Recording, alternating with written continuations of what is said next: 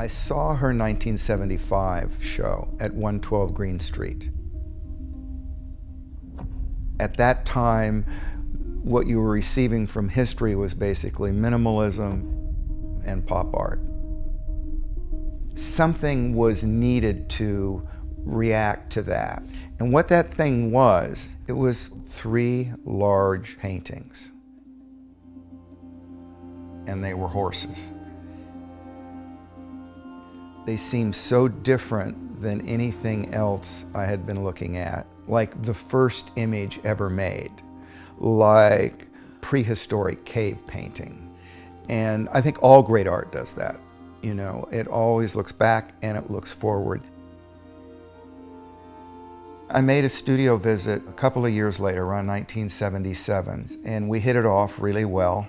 We both like to drink, we both like to smoke, and we both like to talk about art. And I eventually did Susan's first museum show. It was only 4 paintings. It was a very small show. She wasn't that well known at that time. And Hilton Kramer of the New York Times, one of the most conservative art critics of an era, raved about her paintings. In fact, 2 of the paintings that were in that show are in this current Richard Gray show, and they still hold up. So you had a painting like Non Mauvier. The brilliance of these paintings is that she walks this thin line between abstract painting and figuration. Susan made sure that while she was using this image of a horse, that she used the vocabulary of a previous generation. And that vocabulary was a lot about flatness and surface. So you'll notice in a lot of Susan's paintings, a line running down the center of it. It kind of diminishes the horse just enough, but it also flattens it.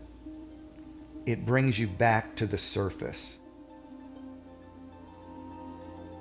The 70s was an incredibly unique period, and I don't think it gets the credit it deserves as a decade art historically. In that first show I did in 1979, I'd be flattering myself way too much to think I knew how important Susan Rothenberg would be.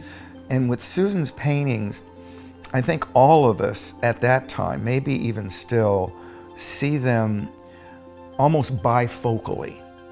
In other words, some people just see the horse, and some people see Susan Rothenberg. The way they walk, or the way they're still, or the way they jump. This was not a benign motif. The 70s was an important time for feminism. Women wanted to be seen. I see these early horse paintings as icons. I see them as really clear points that something new was happening.